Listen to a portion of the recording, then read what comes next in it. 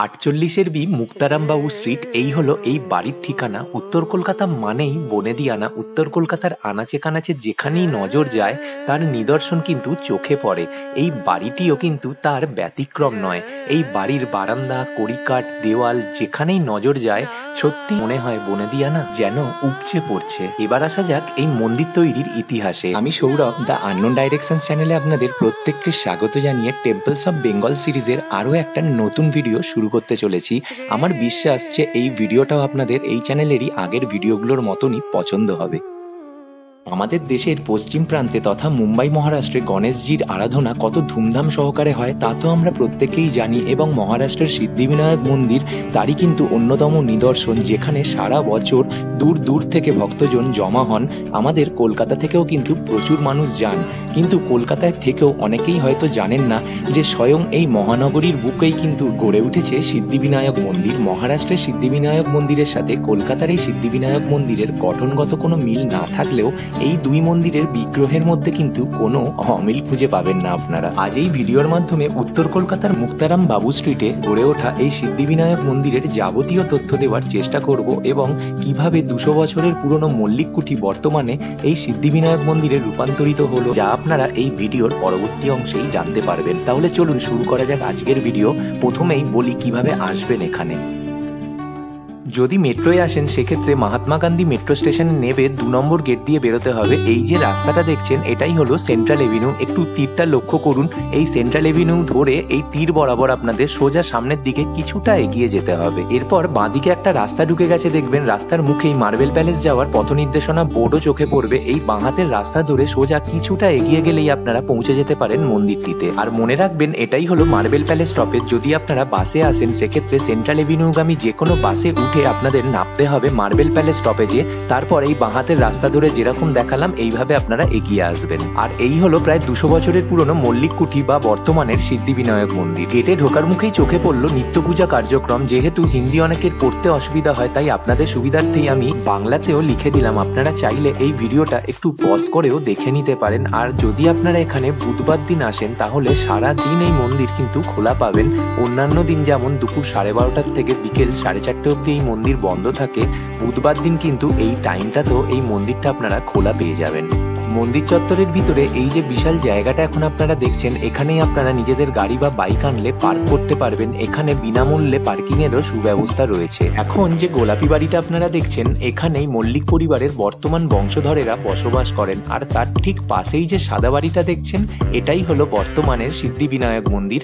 আমাদের সকলের পরিচিত ইমামি গ্রুপ কিন্তু তাদের প্রথম পথ চলা এই বাড়িটার থেকেই শুরু করেছিল। মন্দিরের ঠিক পাশেই রয়েছে জুতো রাখার জায়গা। এখানে আপনারা বিনামূল্যে নিজেদের জুতো জোড়া সযত্নে রেখে দিয়ে, পাশেই কল রয়েছে, এখান থেকে হাত ধুয়ে নিয়ে কলের ঠিক সামনেই দেখতে পাবেন পূজা সামগ্রীর দোকান। এখান থেকে আপনারা গণেশজির পছন্দের লাড্ডু, মোদক সংগ্রহ করে নিতে পারেন। আর যদি মনে হয় পুজো দেবেন না তাহলে শুধু দর্শনও কিন্তু করতে পারেন। 48 বি মুক্তারামবাবু স্ট্রিট এই হলো এই বাড়ির ঠিকানা। উত্তর কলকাতা মানেই বনেদিয়ানা। উত্তর কলকাতার আনাচে কানাচে যেখানেই নজর যায় তার নিদর্শন কিন্তু চোখে পড়ে। এই বাড়িটিও কিন্তু তার ব্যতিক্রম নয়। এই বাড়ির বারান্দা, কড়িকাঠ, দেওয়াল যেখানেই নজর যায় সত্যি মনে হয় বনেদিয়ানা যেন উপচে পড়ছে। এবার আসা যাক এই মন্দির তৈরির ইতিহাসে। ইমামি কোম্পানির কর্ণধার এবং শৈশবকালের দুই বন্ধু শ্রী রাধেশ্যাম গোয়েঙ্কা ও শ্রী রাধেশ্যাম আগরওয়াল বড়বাজারের কাছে প্রায় 200 বছরের পুরনো মার্বেল প্যালেসের এই একাংশ কিনে নিয়ে এখান থেকেই শুরু করেছিলেন তাদের শিল্পযাত্রা। এবং এইভাবেই আমাদের সকলের পরিচিত ইমামি কোম্পানির প্রথম পথ চলাও কিন্তু শুরু হয়েছিল এই বাড়ির থেকেই। পরবর্তীকালে ইমামির সাফল্যের পর তারা ভাবেন যে এই শহর কলকাতা তো তাদের কত কিছুই না দিয়েছে, তাই কৃতজ্ঞতা স্বরূপ তাদেরও কিছু এই শহরকে ফিরিয়ে দেওয়া উচিত।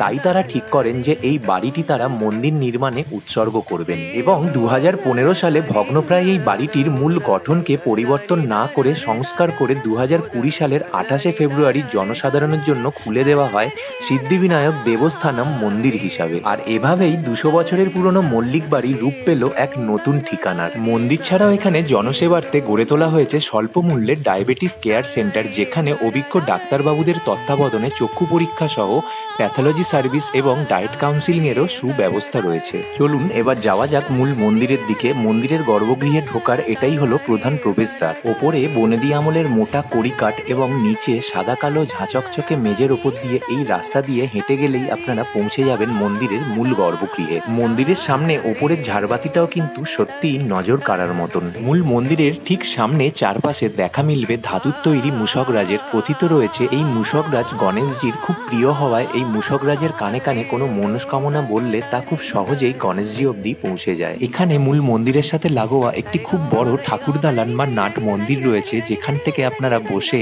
সিদ্ধিদাতা গণেশের পুজো ও সন্ধ্যা আরতিও দর্শন করতে পারবেন। এই জায়গাটা এই মন্দিরের অন্যতম একটা আকর্ষণীয় জায়গা বলে আমার অন্তত মনে হয়েছে। এখানকার সন্ধ্যা আরতিটাও কিন্তু সত্যি দেখবার মতন হয়। এই ঠাকুর দালানের এক প্রান্তে যেমন রয়েছেন সিদ্ধিদাতা গণেশ, সেরকমই অপর প্রান্তে রয়েছেন স্বয়ং সংকটমোচন শ্রী হনুমানজি।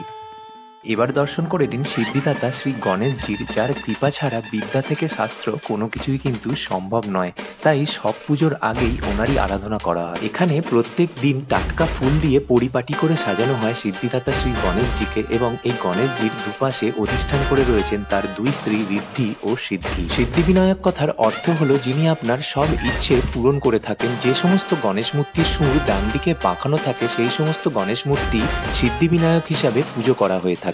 এখন সন্ধ্যা আরতি শুরু হচ্ছে। ভিডিওর সাথে অতিরঞ্জিত করে বলবো না, তবে এখানকার সন্ধ্যা আরতি যদি আপনারা একবার দেখেন আপনাদের মনে হবে বারবার আসতে। আলাদা একরকম নৈসর্গিক আবহ তৈরি হয় এই সময়টা এখানে। যারা এক্ষুনি এখানে এসে দর্শন করতে পারছেন না তাদের জন্য এই ভিডিওর মাধ্যমে আমি এখানকার সন্ধ্যা আরতির কিছু বিশেষ অংশ তুলে ধরলাম। আশা করছি আপনাদের ভালো লাগবে।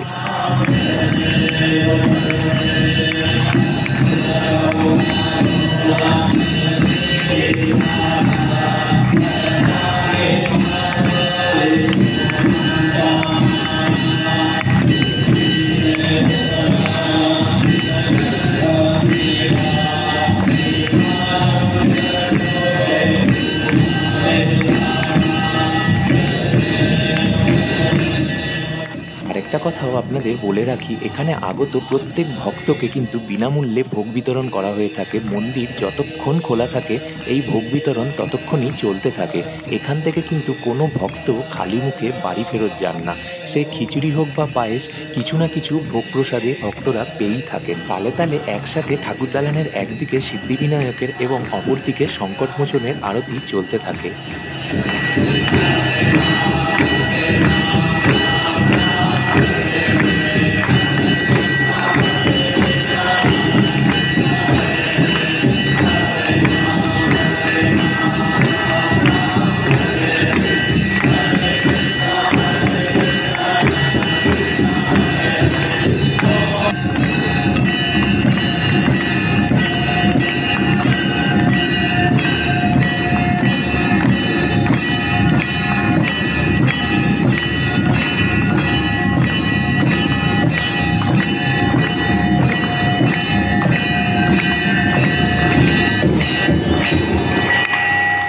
পুজো শেষে যারা মন্দির পরিক্রমা করতে চান তাদেরকে একটি লাইনে দাঁড় করিয়ে দেওয়া হয়। যেহেতু মন্দির পরিক্রমা করা অত্যন্ত শুভ, তাই আপনারা এখানে আসলে মন্দির পরিক্রমাটা অবশ্যই কিন্তু করবেন।